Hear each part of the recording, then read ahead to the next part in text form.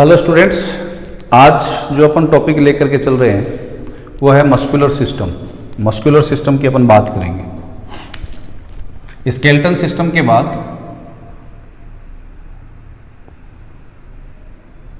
Locomotion को समझने के लिए मसल्स के बारे में जानना बहुत ज़रूरी है। और मसल्स जो हैं वो एक कॉन्ट्रैक्टाइल स्ट्रक्चर है। और ये जो मसल सिस्टम है ये बना हुआ है किसका? मसल टिश्यू का। मसल टिश्यू, ठीक है, यानी कि पेशी उत्तक का बना हुआ है। पेशी उत्तक या मसल टिश्यू जो है वो आपकी बॉडी में या एनिमल्स की बॉडी में पाए जाने वाला मोस्ट अबंडेंट टिश्यू है, सर्वाधिक मात्रा में पाए जाने वाला टिश्यू है। केवल ह्यूमन बींग्स की अगर अपन बात करें तो सेपरेट रूप से भी अगर अपन काउंट करें तो more than 639 type of muscle पाई जाती है in case of the human beings. और अपना जो टोटल बॉडी वेट है किसी भी व्यक्ति का, उसका 40 to 50% ऑफ टोटल वेट कोई बनाता है तो वो मसल्स ही बनाती है, टोटल वेट, ठीक है ना। ये जो मस्कुलर टिश्यू है ये एक स्पेसिफिक यानी कि हाईली स्पेशलाइज्ड, जिसको अपन कह सकते हैं हाईली स्पेशलाइज्ड सेल का बना होता है। यानी कि मसल सेल जो है वो हाईली स्पेशलाइज्ड होती है और उस हाईली स्पेशलाइज्ड मसल सेल को मसल फाइबर कहा जाता है, जिसके अंदर कॉन्ट्रैक्टाइल स्ट्रक्चर मायोफाइब्रिल्स यानी कि मसल फाइबर या मायोफाइब्रिल्स उस फाइबर में पाए जाते हैं। तो हाईली स्पेशलाइज्ड क्यों कह रहे हैं अपन इसको? क्योंकि मसल फाइबर सेल जो है उसके अंदर कुछ स्पेसिफिक करैक्टर हैं। पहली चीज तो इसके अंदर कॉन्ट्रैक्शन एबिलिटी है,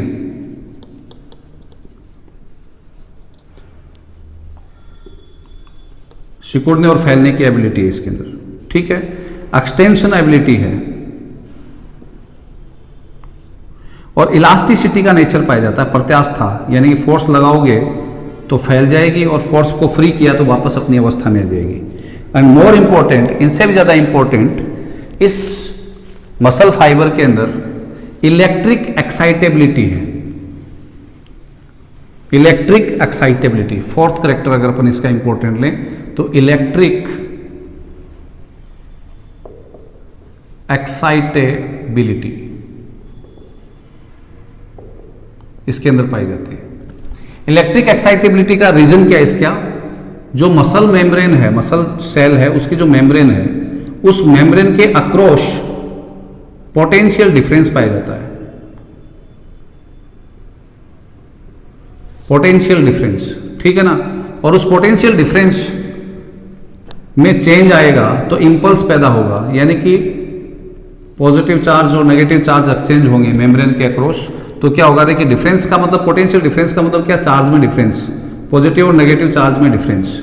और फिर ये एक स्पेसिफिक रिएक्शन के द्वारा क्या आएगा इस चार्ज में डिफरेंस, और वो चार्ज में डिफरेंस क्या पैदा करेगा? इंपल्स। और वो इंपल्स किसमें? वो प्रवाह, वो आवेग मसल में जब बहेगा तो मसल्स कॉन्ट्रैक्ट करेंगे। कैसे होता है वो देखिए, how this particular electric excitability जो है वो सेल के अंदर आती है, मसल सेल के अंदर। देखिए बेटा, जैसे कि एक मसल सेल है, ठीक है, और ये एक न्यूरॉन है जिसको मोटर न्यूरॉन कहेंगे जो इनके कांटेक्ट में है, मोटर न्यूरॉन। मोटर न्यूरॉन एक मैसेज लेकर के आया, जैसे आपने अपने ब्रेन को मैसेज दिया चलना है, तो अब ये मोटर न्यूरॉन्स जो है वो क्या लेकर के आ रही है? मैसेज लेकर के आ रही हैं। और इन मोटर न्यूरॉन्स के डेंड्रोन जो पार्ट हैं, वहां पे जो वेसिकल्स हैं, उन वेसिकल्स से एक न्यूरोट्रांसमीटर एसिटाइल कोलिन सीक्रेट होता है, ठीक है। और वो एसिटाइल कोलिन जो है वो इसकी मेम्ब्रेन को एक्साइट कर देगा। और इस एक्साइटमेंट से क्या होगा बेटा? अभी जो मैंने बताया, डीपोलराइजेशन होगा इसका। डीपोलराइजेशन का मतलब क्या है कि अगर बाहर पॉजिटिव चार्ज और अंदर नेगेटिव चार्ज है तो डिपोलराइजेशन का मतलब होगा कि चार्ज का रिवर्स कर दिया जाएगा, पॉजिटिव अंदर नेगेटिव बाहर, और ऐसा पोटेशियम और सोडियम आयनों के एक्सचेंज के कारण होता है, जो आगे अपन मैकेनिज्म में पढ़ेंगे। यानी कि मोर पॉजिटिव आयंस जो है वो बाहर एक्स्ट्रा सेलुलर फ्लूइड से कहां पे आएंगे, मसल सेल में आएंगे। ये जो डिपोलराइजेशन हुआ, इस डिपोलराइजेशन ने क्या किया, excitement in the muscle cell, इस मसल फाइबर के अंदर एक्साइटमेंट पैदा किया, and that excitement will be the cause और द रीजन ऑफ कॉन्ट्रैक्शन। वो एक्साइटमेंट जो है मसल मेम्ब्रेन के अंदर जो हुआ है वो किसको इनिशिएट करेगा, कॉन्ट्रैक्शन को। इस मसल मेम्ब्रेन के अंदर, मसल सेल की मेम्ब्रेन में क्या हुआ, एक्साइटमेंट पैदा हुआ है। एक्साइटमेंट का मतलब क्या, इंपल्स पैदा हुआ है, वो क्या क्या पैदा करेगा, कॉन्ट्रैक्शन।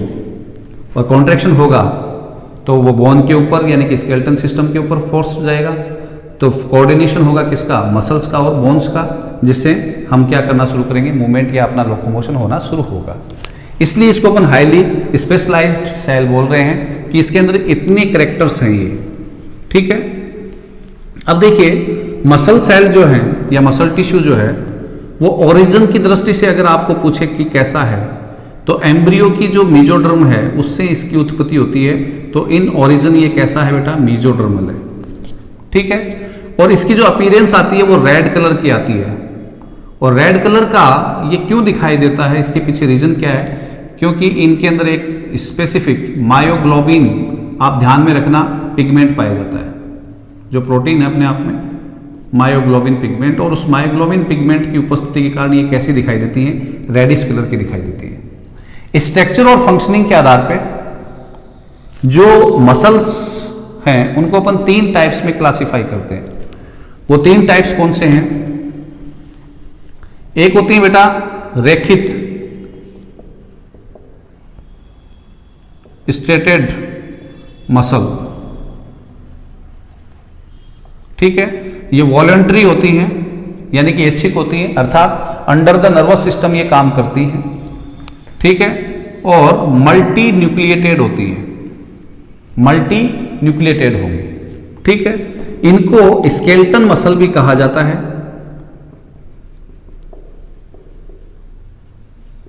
और स्केलेटन मसल कहे जाने के पीछे कारण है क्योंकि आपकी बोन्स के साथ यही अटैच होती है। जो अपन फीमर वगैरह और वो पढ़ रहे थे उस समय मैंने कुछ जगह बताई थी, आपको याद हो तो वो स्केलेटन सिस्टम जो है उसके साथ कनेक्ट यही होती है और कोऑर्डिनेशन कर रही है किसका, मूवमेंट का, ठीक है। दूसरी जो कैटेगरी है वो होती है बेटा स्मूथ मसल,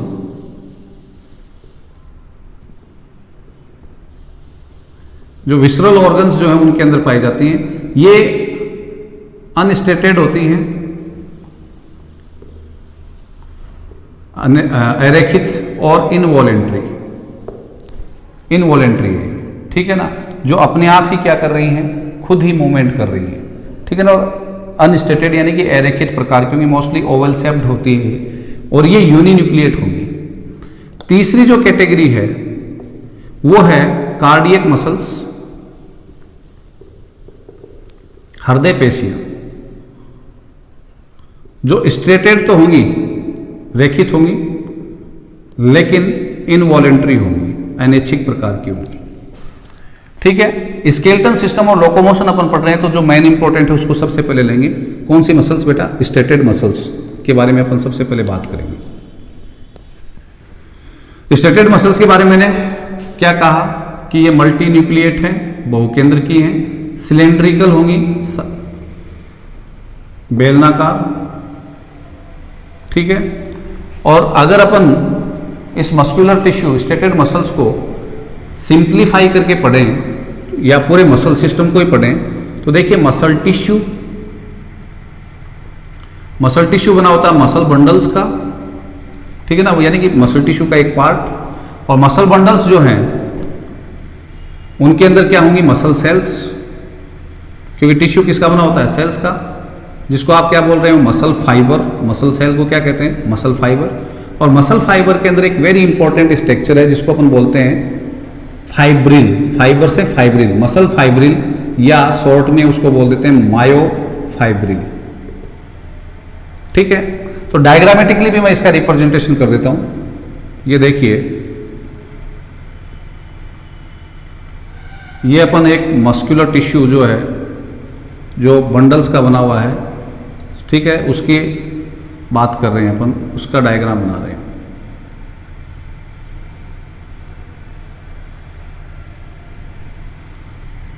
ये इसमें मसल बंडल्स हैं।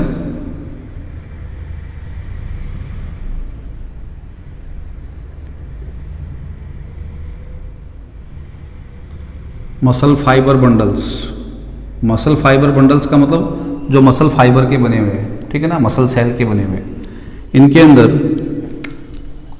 ये मसल सेल्स हैं। सब में नहीं बनाऊंगा मैं, कुछ में दिखा देता हूं आपको, सब में ऐसा ही है। और इनके अंदर क्या है बेटा, ये मायोफाइब्रिल, ठीक है। तो ये जो मस्कुलर टिश्यू है, इसकी जो आउटर लेयर होती है उसको अपन एक नाम देते हैं epimysium. What we call that, epimysium, ठीक है। ये जो मस्कुलर बंडल है, इसके चारों ओर की जो लेयरिंग है, कवरिंग है, इस कवरिंग को अपन नाम देते हैं बेटा पेरीमाइसियम, पेरीमाइसियम, ठीक है। और इनके बीच में कनेक्टिव टिश्यू जो है वो भरा हुआ है। ये जो बीच का जो पर्टिकुलर फ्लूइड है, इसको कनेक्टिव फ्लूइड बोलते हैं, कनेक्टिव टिश्यू फ्लूइड है।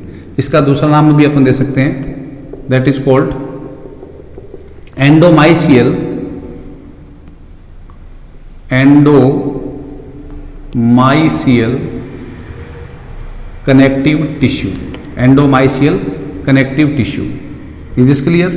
और इसके अंदर ये जो स्ट्रक्चर है, ये क्या कहलाएगी बेटा, muscle fibre. What we call that, muscle fibre, ठीक है। ये मसल फाइबर है। ये क्या है, endomysial connective tissue. These are fibres. Epimysium mostly collagen भी हो सकता है यहाँ पे, ठीक है। ये एक मस्कुलर टिश्यू आपके सामने है। अब इसमें से अपन डायरेक्ट मस्कुलर सेल को ले लेते हैं, क्योंकि मस्कुलर बंडल जो है वो मस्कुलर सेल्स का बना हुआ है। तो एक मस्कुलर सेल जो है उसमें ये क्या है, मायोफाइब्रिल्स, ठीक है। ये स्ट्रक्चर ले रहा हूं मैं। ये मस्कुलर सेल है, मल्टी न्यूक्लिएट होगी ये,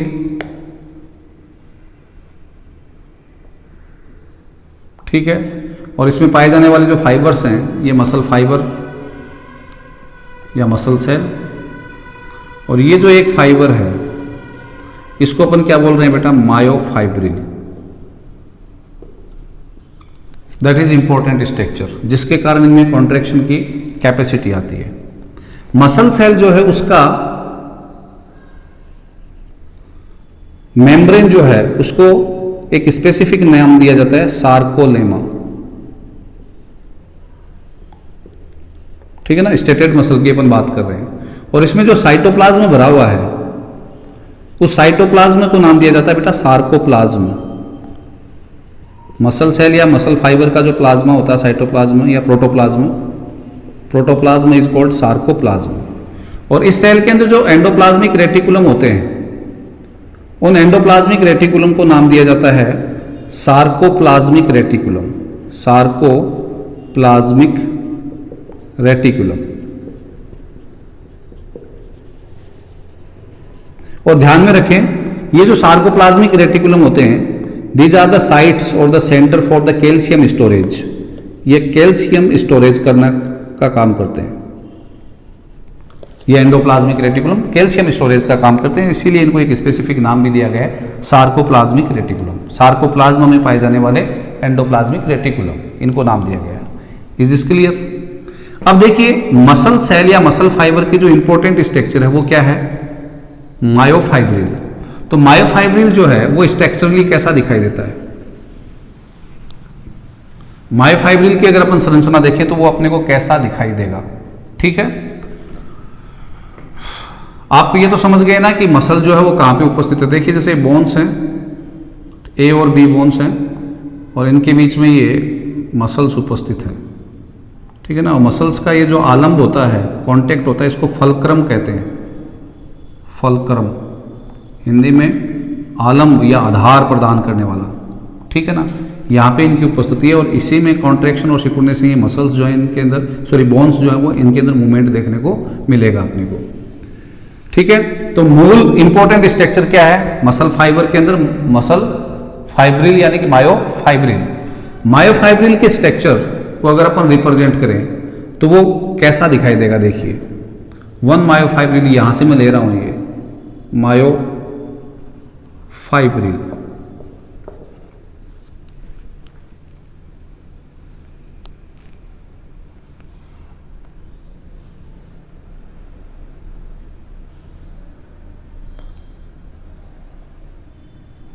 मायोफाइब्रिल अपने आप में प्रोटीन फिलामेंट्स से बनी हुई एक स्ट्रक्चर है। और प्रोटीन फिलामेंट्स से बनी हुई स्ट्रक्चर जो है, इसके अंदर आपको इन फिलामेंट्स के बने हुए दो प्रकार के बैंड दिखाई देंगे। एक लाइट बैंड होंगे और एक डार्क बैंड होंगे।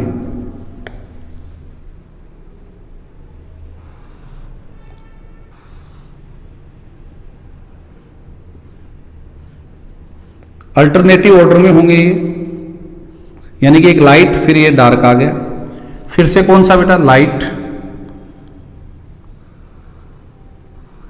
ये लाइट, देन डार्क।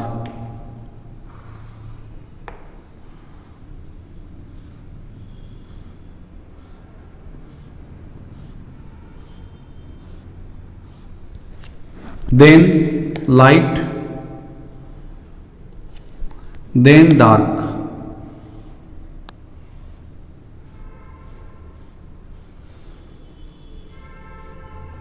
ठीक है। ये जो डार्क बैंड है बेटा, यहां से लेकर के यहां तक, ये कहलाता है बेटा ए बैंड। और जो लाइट बैंड है यहां से लेकर के यहां तक, ये कहलाता है आई बैंड। ठीक है। डार्क बैंड जो है उसके अंदर आपको इसका जो मिडल एरिया है, ये दोनों लाइन के बीच, यहां से यहां तक, इसको बोलते हैं बेटा एच जोन। ठीक है। और ये फिलामेंट है बेटा, प्रोटीन के फिलामेंट। इन प्रोटीन फिलामेंट्स को इस एच जोन में इंटरकनेक्ट करने वाली एक पतली सी मेम्ब्रेन पाई जाती है, जो इनको आपस में इंटरकनेक्ट करती है, वो कहलाती है बेटा एम लाइन। ऐसे ही जो लाइट बैंड है उसके अंदर एक डार्क लाइन दिखाई दे रही है, यहां से लेकर के यहां तक, ये क्या है? ठीक है ना, लाइट बैंड, जिसको आई बैंड कह रहे हैं। इसके अंदर ये जो डार्क लाइन दिखाई देती है, that is called the Z line. इसको क्या कहेंगे? Z line. तो ये जेड लाइन है, तो ये भी जेड लाइन है, और ये भी जेड लाइन है। तो दो जेड लाइन जो है, यहां तक देखिए, इन दो जेड लाइन के बीच का जो एरिया होता है वो कहलाता है बेटा sarcomere. What we call that? Sarcomere. And one thing very important, यही मायोफाइब्रिल की फंक्शनल यूनिट है या smallest unit of the muscle fibre. ठीक है। किसके बीच में? Between the two Z line, ये जेड लाइन और ये जेड लाइन, दो जेड लाइन के बीच का जो पर्टिकुलर एरिया है, दैट पर्टिकुलर एरिया और the particular unit is working as a contractile unit. संकुचनशील यूनिट के रूप में काम करने वाली यूनिट मसल फाइबर की या मायोफाइब्रिल की पूछे या मसल फाइब्रिल की पूछे तो आपका आंसर क्या होगा? सार्कोमियर। सार्कोमियर जो है वो स्मॉलेस्ट फंक्शनल यूनिट कॉन्ट्रैक्शन के लिए कौन होती है? सार्कोमियर, मसल फाइब्रिल या मायोफाइब्रिल में। Is this clear? अब देखिए, इसी स्ट्रक्चर को अपन थोड़ा एक्सटेंड करके एक सार्कोमियर की स्ट्रक्चर अब मैं ले रहा हूं, उसकी अगर अपन बात करें,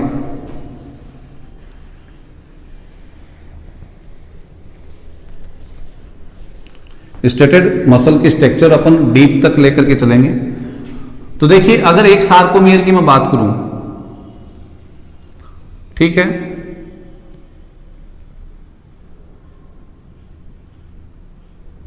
तो ये जेड लाइन है बेटा और ये दूसरी जेड लाइन है। दो जेड लाइन के बीच का एरिया जो है उसको अपन ने क्या कहा है,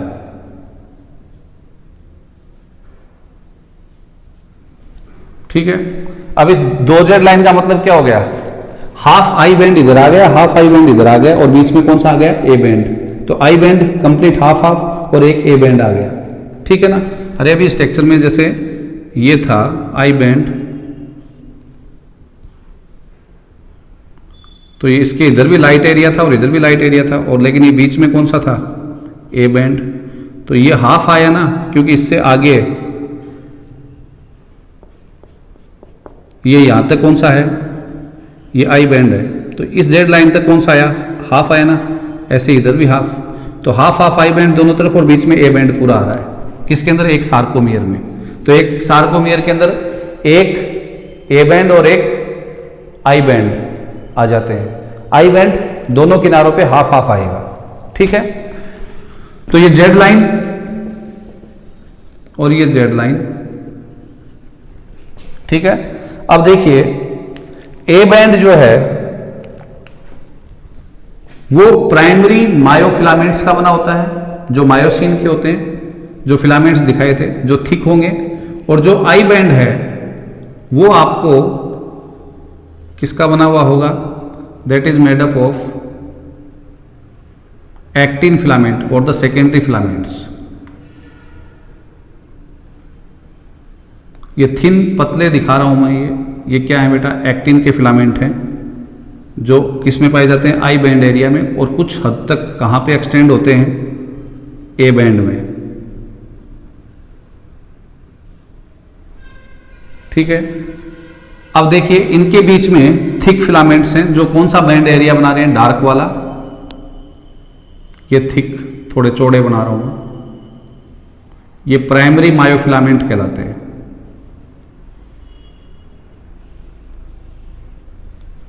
ठीक है।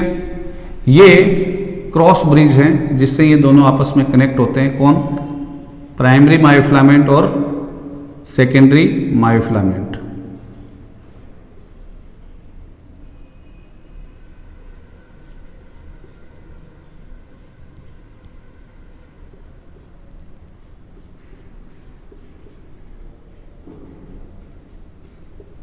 ठीक है, ये दोनों जेड लाइन, ये एरिया कौन सा हो गया बेटा, यहां तक देखिए, ये देखिए थिक फिलामेंट वाला जो एरिया है, इसको अपन ने क्या कहा था, याद कीजिए उस डायग्राम में, this is A band,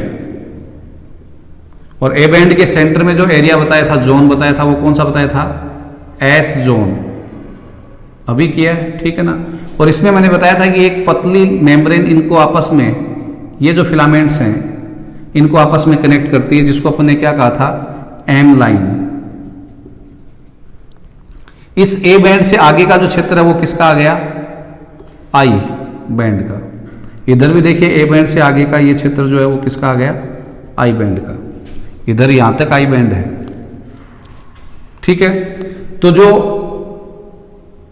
A band है उसके जो फिलामेंट्स हैं उनको अपन क्या बोलते हैं, these are called primary myofilament, जो किसके बने हुए हैं, मायोसिन प्रोटीन के। और जो पतले हैं और जो आई बैंड में पाए जाते हैं, प्राइमरी मायोफिलामेंट कौन से एरिया में है, ए बैंड में, और ये जो पतले वाले हैं, थिन हैं, जो आई एरिया में पाए जाते हैं, इनका कुछ हिस्सा ए एरिया में भी आ गया, देखिए, ठीक है ना। लेकिन है किसके, ये आई बैंड क्षेत्र के फिलामेंट हैं, इनको अपन बोलते हैं बेटा सेकेंडरी मायोफिलामेंट, और ये किसके बने होते हैं, एक्टिन के। ये छोटी सी बातें हैं लेकिन ये ध्यान में रखना, सेकेंडरी मायोफिलामेंट जो है वो किसके बने हुए हैं, एक्टिन के। प्राइमरी और सेकेंडरी मायोफिलामेंट में क्या डिफरेंस है, ये थिक हैं, ये थिन है। सेकेंडरी मायोफिलामेंट जो है उनका एक किनारा जेड लाइन से जुड़ा हुआ है, दूसरा किनारा फ्री है, लेकिन जो प्राइमरी मायोफिलामेंट है उनके दोनों किनारे फ्री हैं। क्रॉस ब्रिज के द्वारा ये कनेक्शन बनाते हैं किसके साथ, एक्टिन के साथ, यानी कि सेकेंडरी मायोफिलामेंट के साथ। अदरवाइज इनके दोनों एंड्स कैसे हैं, फ्री हैं। तो ये एक सार्कोमियर की स्ट्रक्चर है, this is the one sarcomere. Is this clear, clear है। आई बैंड में भी एक गहरी जो लाइन पाई जाती है उसका नाम पूछे तो वो कौन सी है, जेड लाइन, और यहां पे एच जोन में जो है वो कौन सी है, एम लाइन। तो अगर अपन वन बाय वन इनकी बात करें, अब सार्कोमियर की स्ट्रक्चर की। तो सार्कोमियर की स्ट्रक्चर में अपने को क्या मिलेगा, सार्कोमियर के बंडल के अंदर लॉन्गिट्यूडिनल क्या है, देखिए यूं करोगे तो ये लॉन्गिट्यूडिनल हो जाएंगे, अभी तो ट्रांसवर्स दिख रहे हैं। लॉन्गिट्यूडिनल फाइन फिलामेंट्स हैं और इन फिलामेंट्स को अपन क्या कह रहे हैं, मायोफिलामेंट्स। और ये मायोफिलामेंट कितने प्रकार के हैं, दो प्रकार के। एक तो कौन से हो गए, प्राइमरी मायोफिलामेंट जो कैसे हैं बेटा, थिक, ठीक है, दोनों एंड्स, बोथ हैंड्स कैसे हैं इनके, फ्री। किसके बने हुए हैं, मायोसिन प्रोटीन के। और मायोसिन भी कौन सा बेटा, मायोसिन सेकंड। और भी अगर कोई क्लासिफाई करके नीट में एग्जाम में क्वेश्चन दे तो मायोसिन सेकंड के बने हुए हैं, ठीक है। कौन से क्षेत्र में पाए जा रहे हैं, ए बैंड एरिया में, occurs in A band area. ये आप ध्यान में रखेंगे, कौन से, मायोसिन वाले, ठीक है। दोनों एंड इनके कैसे हैं, फ्री हैं। ये जो मायोसिन है, अब देखिए और भी डीप लेकर के अगर अपन बात करें तो ये मायोसिन जो है ये बना होता है, एक पॉलीमर है ये मायोसिन प्रोटीन, अपने आप में एक पॉलीमर प्रोटीन है जो किसका बना हुआ है, मीरोमायोसिन का। तो polymer of meromyosin, what, myosin, myosin जो है वो मीरोमायोसिन का क्या है, पॉलीमर है। और प्रत्येक मीरोमायोसिन की अगर अपन बात करें, मीरोमायोसिन की भी बात करें तो मीरोमायोसिन जो है वो दो इंपॉर्टेंट यूनिट्स रखता है, पार्ट रखता है। Meromyosin has two important units, one is the head, कह सकते हैं अपन उसको, या ग्लोब्यूलर हेड पूरा नाम दे तो, ग्लोब्यूलर हेड। और दूसरा जो पार्ट इसका होता है वो टेल। यानी कि स्ट्रक्चरली अगर अपन इसको दिखाएं, ये साइट्स हैं जहां पे एटीपी और एक्टिन फिलामेंट, ठीक है ना, ये एक्टिन फिलामेंट जो है ना, एक्टिन वाले फिलामेंट इसके साथ कनेक्ट हो रहे हैं, वो इन जगहों पे कनेक्ट होते हैं। क्योंकि ये बना हुआ किसका है, इसी प्रोटीन का बना हुआ है जो मैं भी बना रहा हूं। ये टेल है बेटा, ठीक है ना। और ये साइट है अटैचमेंट साइट, किसके अटैचमेंट के लिए, एटीपी प्लस एक्टिन फिलामेंट। क्योंकि एक्टिन फिलामेंट और ये दोनों आपस में अटैच होंगे तो ये एक्टिन फिलामेंट दोनों ओर से यूं गति करेंगे, यूं। तो देखिए जेड लाइन नजदीक आ जाएंगी या नहीं आ जाएंगी। तो एक मसल फाइबर के जितने भी ये पर्टिकुलर सार्कोमियर है वो सब सिकुड़ेंगे तो पूरी मसल सिकुड़ जाएगी या नहीं सिकुड़ जाएगी, यही बात समझानी है जो आगे मैकेनिज्म में भी समझेंगे अपन। Is this clear. तो ग्लोबुलर हेड और ये टेल, ये दो पर्टिकुलर पार्ट है किसके, प्राइमरी मायोफिलामेंट के, ठीक है। अब देखिए जो ग्लोबुलर हेड है ये हैवी मायो, अगर अपन मीरोमायोसिन भी इनको कह सकते हैं, हैवी मीरोमायोसिन है ये, हैवी चेन है ये। और ये कहलाते हैं बेटा LMM, लाइट मीरोमायोसिन। टेल जो है वो क्या है, LMM लाइट मीरोमायोसिन फिलामेंट की बनी हुई है और ये हैवी मीरोमायोसिन फिलामेंट के बने हुए हैं, ठीक है। ग्लोबुलर हेड के ऊपर एक्टिव साइट्स पाई जाती हैं, एक्टिव एटीपी एज, इसके ऊपर एक एंजाइम होगा एक्टिव एटीपी एज, और वो किस में मदद करेगा, that will bind the ATP, ठीक है ना, एंड प्लस एक्टिन को जोड़ने में मदद करेगा। तो ग्लोबुलर हेड जो है उसके ऊपर आपको क्या मिलेगा, एक्टिव एटीपी एज एंजाइम मिलेगा, ठीक है ना, जो इस पे पाई जाने वाली साइट्स के ऊपर, अटैचमेंट साइट्स के ऊपर इनके जुड़ने में मदद करता है, ठीक है ना। तो इसका मतलब ये जुड़ेंगे इनके ऊपर। एटीपी एनर्जी के लिए रिक्वायर्ड है, ठीक है ना, क्योंकि कॉन्ट्रैक्शन एक एक्टिव प्रोसेस है, ठीक है। और एक्टिन जब तक नहीं जुड़ेंगे तब तक ये एक दूसरे के ऊपर रैप नहीं करेंगे तो कॉन्ट्रैक्शन नहीं होगा। दूसरे जो फिलामेंट इसके अंदर हैं वो कौन से हैं, जो आई बैंड वाले हैं, जो कुछ हद तक किसमें है, ए बैंड में है, उनको अपन क्या कह रहे हैं बेटा, सेकेंडरी मायोफिलामेंट। सेकेंडरी मायोफिलामेंट जो है वो कैसे हैं, थिन है, पतले हैं, थिनर, ठीक है, कौन से एरिया में है? आई बैंड वाले एरिया में। उनका एक एंड, वन एंड, एक सिरा किससे जुड़ा हुआ है? जेड लाइन से, ठीक है ना, कनेक्ट है, कनेक्टेड टू जेड लाइन। और दूसरा सिरा कैसा है? फ्री। अनोदर एंड, दूसरा सिरा फ्री है इनका, ठीक है। और ये जो सेकेंडरी मायोफिलामेंट हैं वो कौन से हैं? These are made up of the actin protein. किसके बने हुए हैं ये? एक्टिन प्रोटीन के बने हुए हैं, ठीक है। लेकिन इस एक्टिन प्रोटीन के साथ साथ इनमें सेकेंडरी मायोफिलामेंट में दो रेगुलेटरी, ध्यान में रखना आपको, रेगुलेटरी का मतलब नियामक, यानी कि जो ये तय करेंगे कि मसल कॉन्ट्रैक्ट करेगी या नहीं करेगी, मसल कॉन्ट्रैक्शन की मैकेनिज्म को कंट्रोल करने वाले प्रोटीन पाए जाते हैं, रेगुलेटरी प्रोटीन। किसके साथ? एक्टिन के साथ, ठीक है ना। एक का नाम है बेटा ट्रोपोमायोसिन, याद नाम रखना आपको ये, ट्रोपोमायोसिन। और दूसरा है troponin,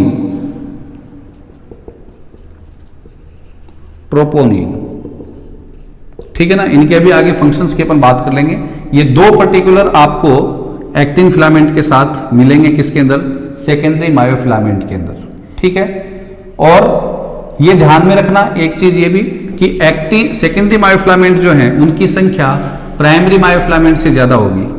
SMF number will be more than the PMF, ठीक है। अब अपन बात करते हैं कि जो एक्टिन प्रोटीन है, जैसे अपन ने मायोसिन की बात की कि वो ग्लोबुलर और टेल दो पार्ट है, मीरोमायोसिन यूनिट का बना हुआ है, वैसे ही जो एक्टिन है, एक्टिन जो है वो किसका बना हुआ है? तो actin protein is made up of the two units और the strands of F actin, जहां पे एफ किसको बिलोंग करता है? फाइब्रस को, यानी कि इसमें दो फाइब्रस एक्टिन होंगे, ठीक है। इसके अलावा जो मैंने थोड़ी देर पहले बताया क्या कि ट्रोपोमायोसिन के दो फिलामेंट होंगे इसमें और ट्रोपोनिन के तीन फिलामेंट होंगे, ठीक है। एफ एक्टिन जो है वो भी एक ग्लोबुलर प्रोटीन है, यानी कि जी प्रोटीन है, ठीक है। जी प्रोटीन या जी एक्टिन इसको बोल सकते हैं। तो एक्टिन जो प्रोटीन है वो दो एफ फाइब्रस एक्टिन यूनिट का बना होता है और प्रत्येक एफ एक्टिन जो है वो किसका पॉलीमर है? जी एक्टिन का या जी प्रोटीन का पॉलीमर है। ये आपको ध्यान में रखना है। Is this clear? इसके साथ मैंने क्या कहा कि इसमें एक्टिन फिलामेंट के अंदर एफ एक्टिन के अलावा दो फिलामेंट किसके मिलेंगे? ट्रोपोमायोसिन के, और तीन फिलामेंट किसके मिलेंगे? ट्रोपोनिन के, जो रेगुलेटरी हैं दोनों ही, ठीक है। ट्रोपोमायोसिन और ट्रोपोनिन में अंतर क्या होगा? ये जैसे एक्टिन एफ एक्टिन फिलामेंट है तो इसके ऊपर रेगुलर कंटिन्यूअस से रूप से जो पाया जाता है वो ट्रोपोमायोसिन होगा और जो इंटरवल्स में पाया जाएगा वो ट्रोपोनिन होगा। यानी कि ट्रोपोमायोसिन कंटिन्यूअसली पाया जाता है जबकि ट्रोपोनिन जो है वो इंटरवल्स के ऊपर पाया जाता है, यानी कि छोटे छोटे टुकड़ों के रूप में पाया जाता है। Is this clear? ठीक है। अब देखिए जो ट्रोपोनिन है उसके बारे में आपसे क्वेश्चन पूछे जा सकते हैं। ट्रोपोनिन जो है ये 3 ग्लोबुलर प्रोटीन यूनिट्स का बना होता है। ट्रोपोनिन खुद कितनी यूनिट्स का बना हुआ है? ट्रोपोनिन 3 ग्लोबुलर प्रोटीन, ग्लोबुलर का मतलब गोलीय प्रोटीन, ठीक ना, 3 डिग्री प्रोटीन जिनको अपन बोलते हैं, ग्लोबुलर प्रोटीन यूनिट्स का बना होता है। अरे प्रोटीन की टर्सरी स्ट्रक्चर, क्वाटरनरी स्ट्रक्चर नहीं पढ़ी क्या, जिसमें गोल हो जाते हैं protein, multiple bonding, peptide bond, H bond, hydrophobic bond, ionic bond, इनके कारण 11th का टॉपिक है वो, ठीक है ना। तो ये 3 ग्लोबुलर प्रोटीन यूनिट्स के बने होते हैं। कौन? ट्रोपोनिन। और वो जो 3 यूनिट हैं वो कौन कौन सी हैं? इनके ऊपर आपसे क्वेश्चन पूछा जा सकता है, आप ध्यान रखना। एक होती है ट्रोपोनिन आई, TPI बोल देते हैं। एक होती है बेटा TPT, ट्रोपोनिन T, और एक होता है TPC, ट्रोपोनिन C। और इनका काम क्या होता है ये समझना आप जरा, यहां डायग्रामेटिकली भी मैं दिखा रहा हूं। ट्रोपोनिन आई जो है ये रोकता है एक्टिन और मायोसिन के इंटरेक्शन को, यानी कि इन दोनों के बीच में आपस में इंटरेक्शन नहीं हो, एक दूसरे के ऊपर ये रब नहीं करें, ठीक है ना। कब? जब आप रिलैक्स अवस्था में हैं। तो इसका मतलब ये क्या कर रहा है, इट प्रिवेंट्स, ये रोकता है, इट प्रिवेंट्स, रोक रहा है किसको, interaction between actin and myosin, ठीक है। दूसरा जो है ट्रोपोनिन टी, वो क्या करता है बेटा, ट्रोपोनिन आई ग्लोबुलर यूनिट और ट्रोपोनिन सी यूनिट को आपस में इंटरकनेक्ट करने का काम करता है। ये इंटरकनेक्ट करेगा, आपस में जोड़ने का काम करता है। एक साइड से ये सी से जुड़ा हुआ है, एक साइड से ये आई से जुड़ा हुआ है और ये बीच में ये है, तो दोनों तरफ से जोड़ने का काम करता है। Is this clear? और ट्रोपोनिन सी जो है उसका काम है कैल्शियम आयन जो है उनको बाइंडिंग साइट के रूप में जगह देना। कैल्शियम प्लस आयन जो Ca+2 आयन जो है उनके लिए बाइंडिंग साइट का काम करता है। कैल्शियम की एक भूमिका होगी जो अभी अपन जब मैकेनिज्म पढ़ेंगे तब, कि कैल्शियम आयन जो है उनका रिमूवल होना, फिर उसके बाद में इस यूनिट का रिमूवल होना। जब वो यूनिट रिमूव होगी तभी एक्टिन जो है वो किसके साथ जुड़ पाएगा, मायोसिन के साथ। क्यों? क्योंकि ये यूनिट जो है वो कवर करके रखती है। रिलैक्स अवस्था में अगर अपन कहें, रिलैक्स अवस्था जब अपनी है उस अवस्था में ये टीपीआई यूनिट जो है वो क्या करती है, दैट इज कवरिंग या मास्किंग द, मास्क का मतलब ढकती है किसको, एक्टिव साइट ऑफ एक्टिन। और एक्टिव साइट ऑफ एक्टिन अगर कवर्ड रहेगी तो क्रॉस ब्रिज नहीं बनेगी, यानी कि आपस में रिलेशन नहीं होगा किसका, एक्टिन और मायोसिन का। Is this clear?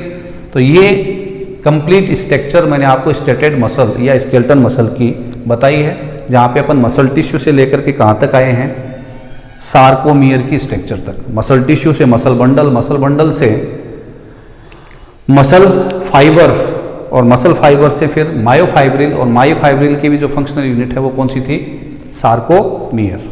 Thank you.